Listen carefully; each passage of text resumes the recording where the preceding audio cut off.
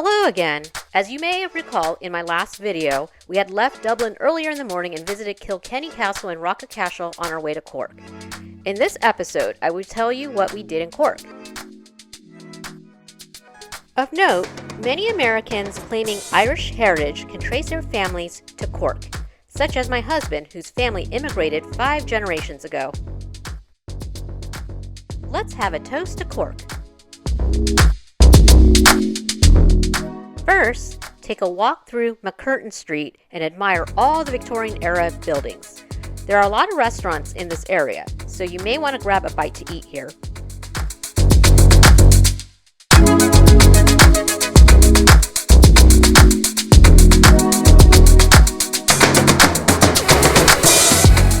The River Lee runs through the city, so this is another place to take a walk or go for a morning run. Head over to the old part of town and check out the Butter Museum. Ireland is known for its butter. Those breakfast rolls I ate during my trip sure taste a lot better with Irish butter. Call me a convert to Kerrygold. Nearby is the Church of St. Anne, where you can visit the famous Shandon bells. The church was built in 1722. Unfortunately, the bell ringing was closed when we had visited. However, for a small fee, the church was still open to climb up to the top to get in the panoramic views of the city.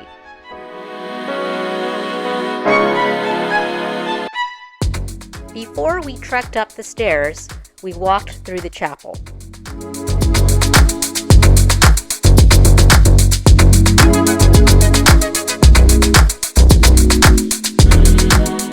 Now we make our way up the tower, all 132 steps. Thank goodness, time for a little break.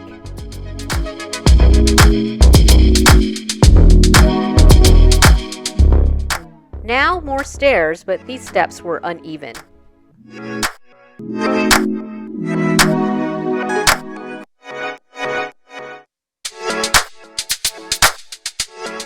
Instead of a rail, we have a rope.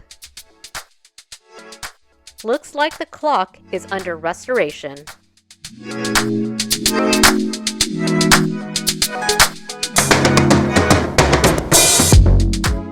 As we go up higher, the space is tighter and darker. Oh no, we have to climb a ladder to get up.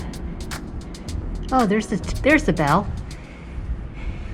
Okay. That we're not allowed to ring anymore. Thanks, COVID.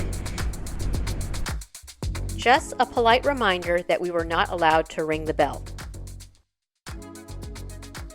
132 steps later, we made it to the top.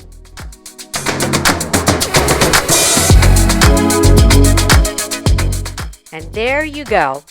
It's a panoramic view of Cork.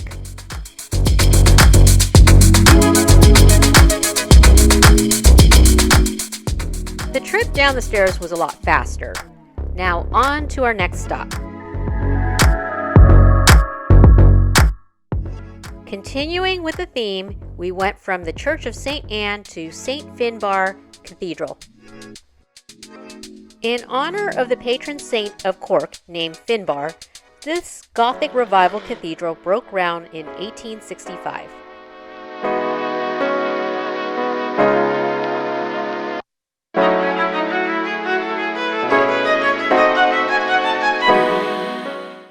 Let's take a moment to appreciate the organ music.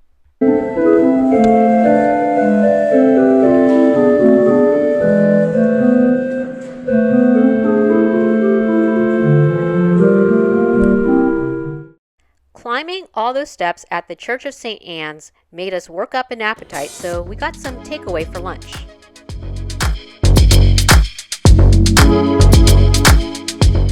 Nothing like sitting on the steps to eat our lunch while enjoying some more of the Victorian architecture of Cork.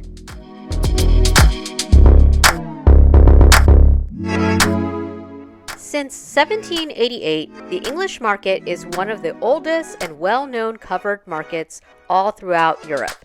It's been through wars, famines, recession, bank failures, and is still one of the most iconic heritage sites.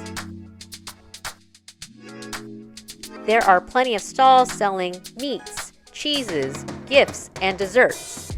It's worth a walk through, and maybe you'll do a little shopping here.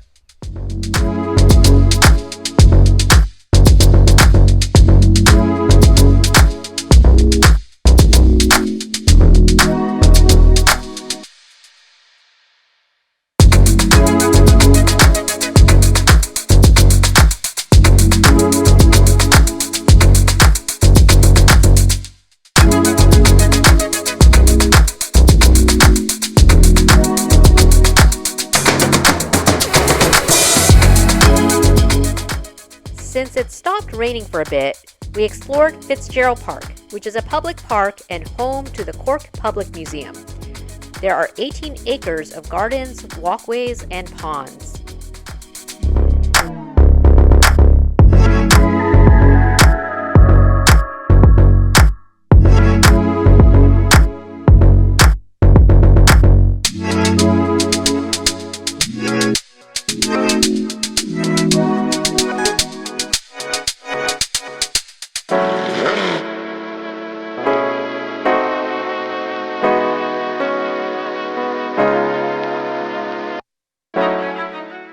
We're back at the city center along the River Lee.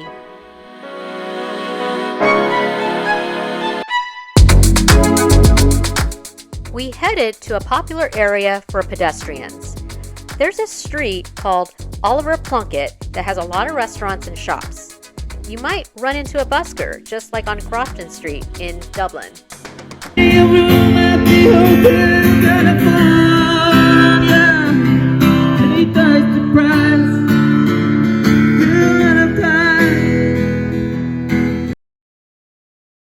We had walked about 13 miles that day through Cork. That's practically a half marathon. It was nice to finally sit down and have a proper meal.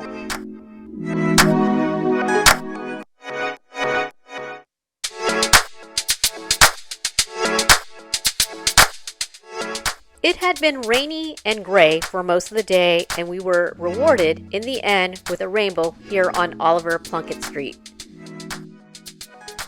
What lies at the end of the rainbow is not a pot of gold, but Cork is pretty close to being one.